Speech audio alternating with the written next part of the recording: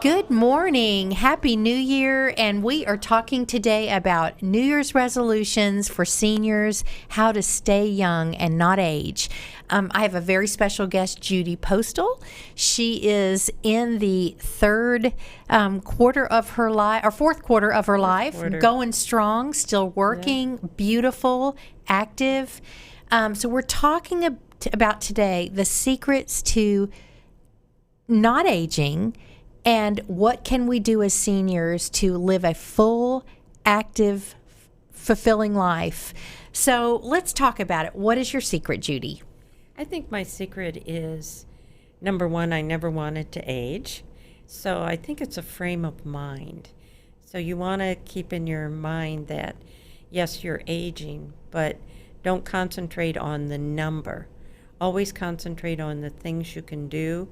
Look forward to each day getting up and thinking of what is new and trying to keep yourself in good shape. Mm-hmm. Eat right, exercise, and socialization is very important, because if you're alone a lot or don't intermingle with people, you have a tendency towards depression. And that is going to be the end of staying healthy. Mm-hmm. Well, I will say, when I met you, Judy, about a year ago, you live on a farm. You had chickens, goats, horses, just really incredible. And I'm so blessed to know you. But let's talk about first exercise. Right. You are healthy. You do have some underlying health issues. But you don't let those get in the way. So talk about exercise. What would you recommend advice for today's active senior? Today's active senior needs to do something at least 3 times a week, even 4 if they can. It doesn't have to be high energy, going for a nice walk, doing some low impact aerobics, trying to maintain just light lifting weights, maybe 5 pounds each arm. You don't have to go to a gym and do it. You can do a lot of things. When you sit at home at night, just lift your legs and wiggle your feet back and forth. You're activating those muscles and circulation. And I think that's the important. We want to make sure that we exercise, and anything that you do that's aerobic increases the heart rate, which sends more oxygen to the body and helps us build our muscle mass. Keeping our muscle mass is very, very important. Well, and for me, exercising at home, I've done things. I bought a treadmill a few years ago. I've bought, different equipment, and I personally cannot exercise alone, other than walking. I love to walk. But I know, just for seniors, like we were just talking about, our church, my church, it's about $30 a month to join the gym there. So there are churches that may have a program. Walking the mall, just going to the mall and walking, setting a path and walking a path, going to the community centers. A lot of times they have activities. That they do. Yeah. And I think you shouldn't let weather be your deterrent, Joe, because, like you said, you can go to the mall and do it. So you don't have to say, well, it's only 30 out today, I can't walk. Well, you can. You can get in a warm car, drive to the mall, and walk. And again, it's the mind. Keeping the mind saying, I will be active, I'm going to be as healthy as I can. Yes, I have some health issues, but I'm not going to let my health issues deter my life. Right. And just, and this is an example. Our old neighborhood we lived in, there was a lake that was just a little small lake that was near our house. And every morning when I'd bring my kids to school, there was a woman who was senior, probably 400 pounds. She would get out of her car and walk the lake. And I was so proud of her. I mean, there was nobody there to cheer her on, but I'd always like, way to go, girl, you got this. And over time, she started losing weight. And so set a goal for yourself. You know, I know for me, I'm over 55, and my resolution is that I'm going to start exercising more. I'm a workaholic, and I love to work. I love what I do, but I'm not taking care of my body the way I should. So just exercise, of course, is the number one thing. Okay, so another thing, what about volunteering? Let's talk about what's another great New Year's resolution, and why is volunteering such a great resolution? It gets you out of your house, number one, and it gives you socialization. For a short period of time, I was retired for 1 year. And during that time, I volunteered at my church. And I look forward to every day going over there. Not that I was responsible for anything like you are when you're working, but you can go over there and help and do things and meet people, and you start building new relationships. Another thing is, you can volunteer for women's groups that have. In our church, we have for the moms, and they come in every month, and there's ladies, and you would be surprised the number of the older ladies that come to set up the food and watch the children. And so there's so many things you can do. You just don't have to say, well, I don't know what to do. There's plenty to do. Volunteer at a hospital. So I would never stay home alone. I know my mom was always kind of a hermit, and I'd go and say, Mom, why don't you go to your ladies group at church? No, I'm just going to stay here. And my mom was depressed. And it could have been overcome by getting out. And that I had both of my grandmothers. One lived to 96, one lived to 97, and both were strong advocates of volunteering. And I remember my one grandmother loved to go visit what's called the shut-ins. They used to call them shut-ins, people that were homebound. And it got to where she was older than all of her shut-ins. She would go visit and bring them food, or bring them just something, from church, or maybe some fresh flowers from her backyard. And just doing a little something for someone else, you get so much back out of that.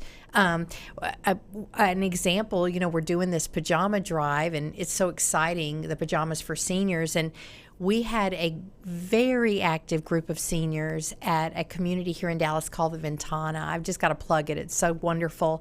They were so excited that this group of about 12 collected 105 pairs of new pajamas, and they want to go with us to distribute those. So isn't that beautiful? It's amazing. And what's wonderful is we are all blessed in some way. And when you go and see someone less fortunate, and you help someone, not only are you making their day brighter, you're really giving yourself more of a blessing. And it's such a blessing to do our pajama drive. And they'll come home feeling happy, elated. It's to be able to give. Just does something to you inside. It does. And another thing, just volunteering. I sing in the choir, and that's a volunteer group. It's a group of us in our choir, but I love it when I'm there and I give back singing. It's so joyful, so giving is joyful. That it is. It should not be a burden. If you asked me to go build a house for Habitat Humanity, I would run the other way, because that's not my thing. But find something that you're interested in or passionate about, and just give, and you just get so much in return. Okay, we're going to talk about another great way of staying young is reviving old friendships. How true. Okay. And I've just found myself doing that this year. I had a friend I hadn't seen for 11 years, and we used to work together. And then he did finances for our company. And I thought, I wonder whatever happened to him. And I picked up the phone and called him. And we got together a week ago Friday and had coffee and started to catch up on what he and his wife are doing and what my husband and I are doing and where his kids. His son has been a doctor here in Dallas for 10 years. Wow. And so I knew he was in medical school the last time I left, but it's just incredible. Yeah, just getting to know. And I know in this season of your life, I mean, for me, my kids are grown, they're out of the house. I now have a new grandbaby. And so there is more time to rekindle those friendships. And I remember in a Sunday school class years ago, it was about friendship and how important friends are. And this one gentleman stood up, I'll never forget it, and he said, most of us in this room can count your really great friends on one hand. Really great friends that you could pick up the phone. So make that effort. And I do. I've been doing that, and it's just so rewarding for me. I've just gotten together with people I haven't seen in forever, too. And it is joyful. It means so much, and to be able to reminisce and laugh about some of the old things. Laughter is so good for us. I think we forget to laugh lots of times when we're older. And what happens is the endorphins release, which kind of give us that little natural high.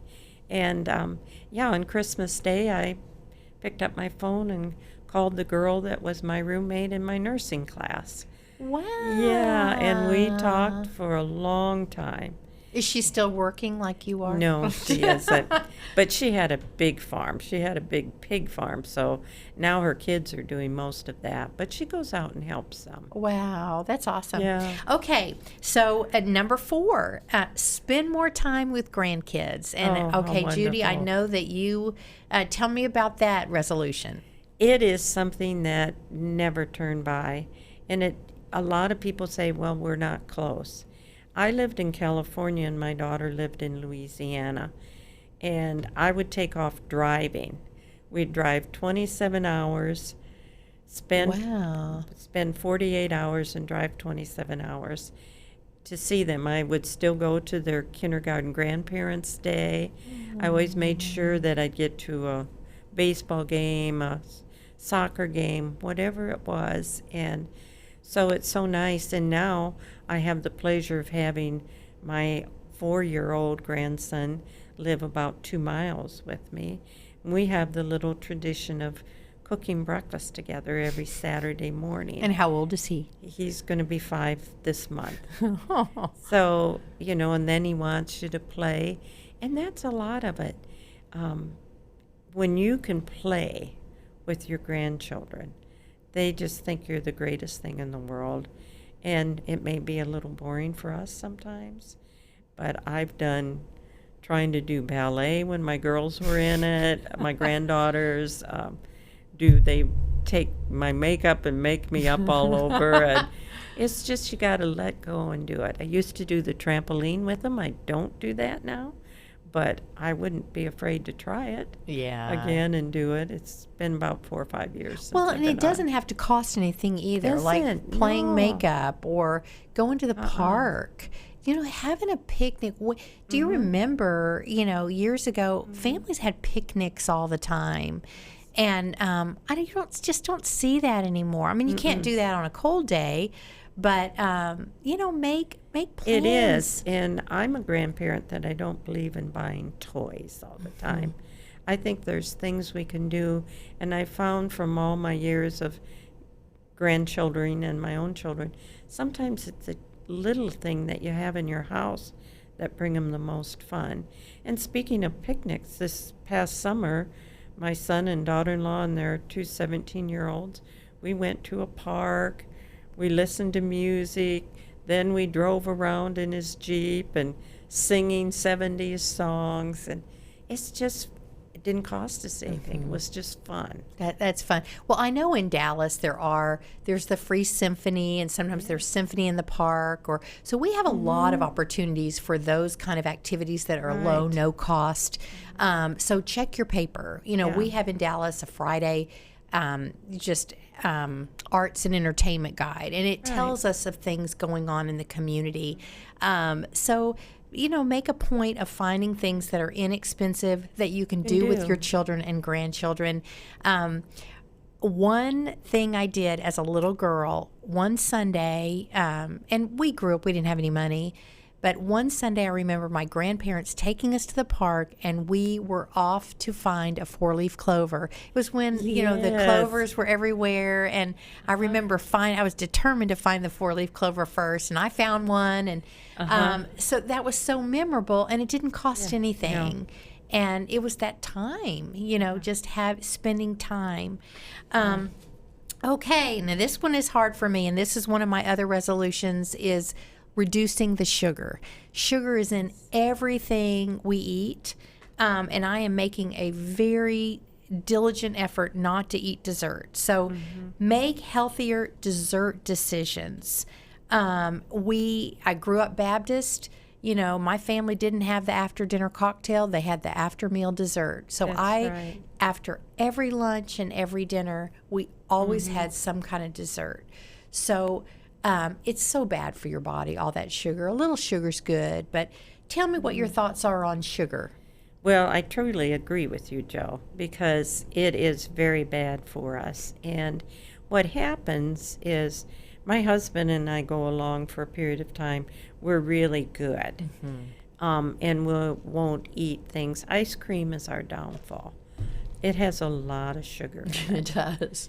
And so once we break down and go to Brahms and get that ice cream, double scoop hot fudge sundae, we're on the sugar roll again. That's right. And so you've got to be real careful that if you have a cookie, make it one. Don't eat 6. Because when you dip Oreos in milk, you can eat 6 or 8 real easy. But you want to just have one just to satisfy a little craving. But the other thing, when we've had our period of time when we've been off of sugar, your body doesn't crave it. Your body starts getting where it's used to not having it. And so don't tempt yourself to go back to it. Well, one of my stress relievers, I love to cook and I love to bake. And so for me, I bake and then I bring it to the office so everybody else can eat it. But it's just relaxing for me. So that's another way if you love to cook or you love, because that is a pastime, it's a hobby I love. Bring it to somebody. Take it to a nursing home. Take it to your Sunday school class, your hair salon. Drop off a fresh batch of cookies to your hair salon. Always there's a way, if you enjoy that, give back and just don't keep the sugar in your house. Okay, another one is revisit an old pastime. So fishing, knitting, and I keep going back to our church. I go to a big church in Dallas. You do too, and we're fortunate in big cities to have these big churches that have so much activity, so many activities for seniors. But one thing they do on Sunday nights is a knitting class, and they teach women how to knit. They have one other class, writing a memoir. They have a woman that teach you how to write journal your life. But find a pastime. It doesn't have to be something you go to at church. Go to a community. There are classes. One thing I saw in the paper that I'm going to go to next week is a beekeeping class. I don't want to keep bees. I have no desire to be a beekeeper, but I would love to learn. I think bees are so fascinating. And so it's a free class, and it meets once a month. And I thought, I could learn something about bees and why they're so important in the environment or to the environment. So, find a pastime. Well, I think of my mom, and she was a farmer's wife. So she never did much of her own, on her own. But after they got older and they moved into town, she started little crafts. She was a seamstress before, but she made baby blankets. And she'd take 2 pieces of flannel and then she'd fancy stitch around the edge. And everybody'd want to buy these little blankets. And she'd sell them for $2. Well, flannel now is $8 a yard, you know. But she would do that. And then she learned how to make jewelry and different little crafts that were new for her to do. And some of those things, I carry on that tradition with on the baby blankets. So every time someone I know is going to have a baby, I make a blanket and give them, because that always makes me think of my mom doing that. And so I was a seamstress too, and I can't say that I've done a lot of sewing, but you know, if somebody needs something, they'll call me. Can you hem these pants, or can you do this? And of course I can. So that helps too. That's kind of a lost art too. It and is. I can't sew a button. I did take some sewing classes as a little girl. It just wasn't my interest, but those that can do it, it's pretty amazing. Oh, it is. It's such a needed skill too. Great. Okay. Number 7 is challenge your brain regularly. And I know that you are one of the sharpest people I know. So give us some tips on how to challenge your brain. Okay. I've always believed in doing crossword puzzles. And I think that's very good because you're always challenging your brain to think. And you all may think this is silly, and my husband just told me I was obsessed with it this week. But in Texas, our license plates have 3 letters. So when I'm driving to work and going home, I'm looking at those letters and making them into words that make sense. And that is a tremendous brain challenge. And what I'm finding is I'm getting faster on it all the time. So that's a good one. Reading.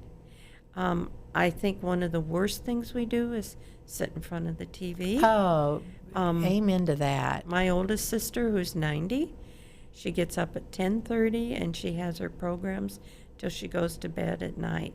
Fortunately, she gets up and around, but to me that'd be such a boring life.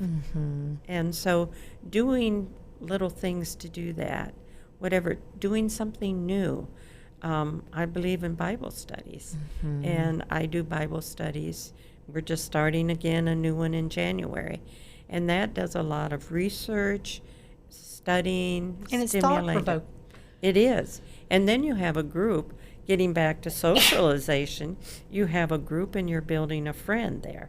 Someone new comes and you sit by them, and pretty soon you're saying, oh yeah, we got something together. So things like that, you can think of silly little things you can do, like the license plates. That's just silly, but I thought this is going to help my brain.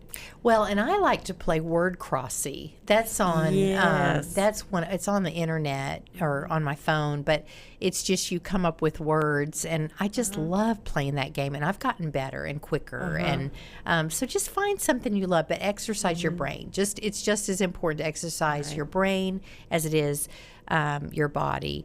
But be conscious about your health. Just take care of yourself. And you and I talked about this yesterday. You know when you have a hangnail. You know when you've stumped your toe. You know when you have a toothache. Listen to your body.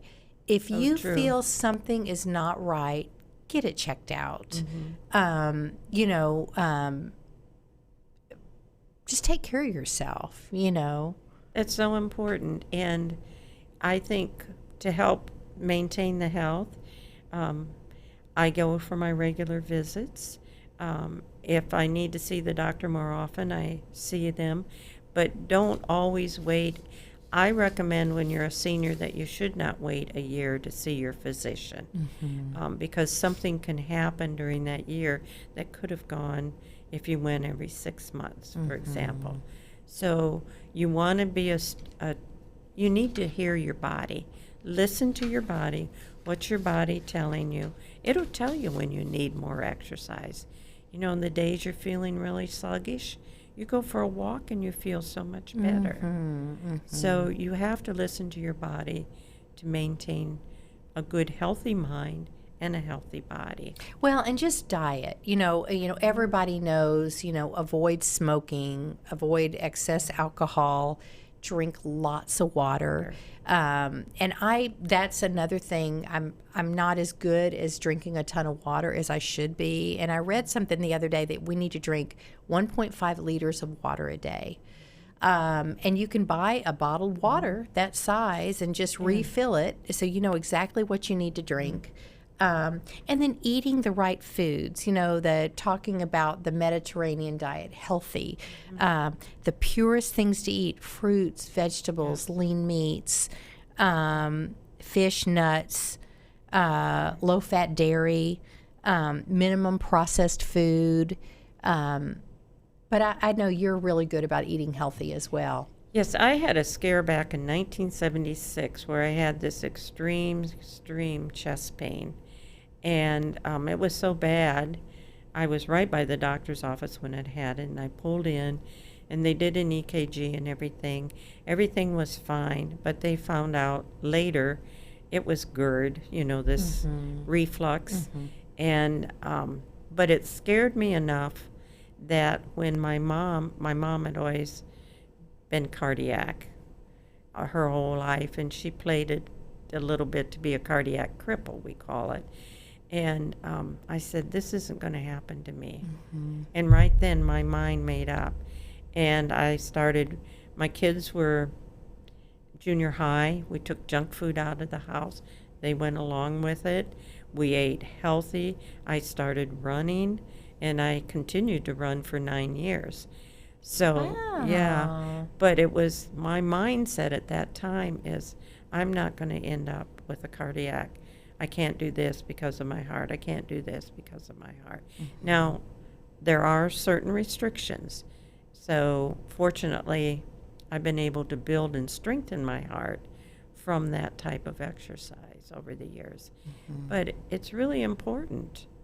And I think lastly, we're going to wrap it up. This has been so interesting. But we all are going to have, I heard this on the radio, we're all going to have a little bit of turbulence in our life. Oh, so true. And we cannot let that turbulence define us. Talk about that. I know with you being in the fourth quarter of your life, I know there's been some turbulence. You can't go through life without that. So what is your advice on how to get through those rough patches? My advice to get through the rough patches is to really be open. What has helped us so much is we have a great class at church, and I just believe in prayer. And if I didn't have prayer, I don't know where I would be. And the other thing that I keep telling myself during these times is God already knows what's going on, and He's already there. He's teaching me patience to get there. So we all have dips and valleys. Have I had times where I was very depressed in those valleys? Yes. But God took me by the hand and said, I'm going to carry you, but you're going to get better. And I don't know where we'd be if we didn't have faith, Joe. I really don't, because that's the thing that's pulled me through. It's the thing that's brought my husband and I closer together. So that's my advice. Pray big things. Yeah. And I agree too. Just my faith has gotten me through some tough challenges. And, when I was in nursing school, I remember I had a 1 and 2 year old. We were flat broke.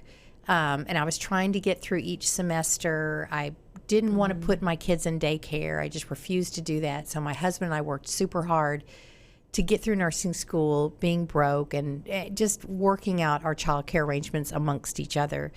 But I remember each semester I knew would be hard. It was not impossible. But I would say, okay, I can do anything. God, just get me through these next 15 weeks. And then I'd get through a week and I'd say, okay, Lord, thank you. Get me through the next 14 weeks. And somehow I got through it. And you can't look at the problem. You just have to look look at the goal. Yes. And just the glass is either half full or half empty. And obviously, Judy, your life, your glass is always half full. And if we could all live our lives like you do, it'd just be a better world. And Thank you. But thank you so much for your time today. I hope everybody enjoyed listening to these New Year's resolutions. We are ready for an awesome year. Stay healthy, stay strong, volunteer in your community, and just have the best year you can have. So thank you so much. Thank you, Judy. Thank you, Joe. It was great. You did awesome. Thank you so much.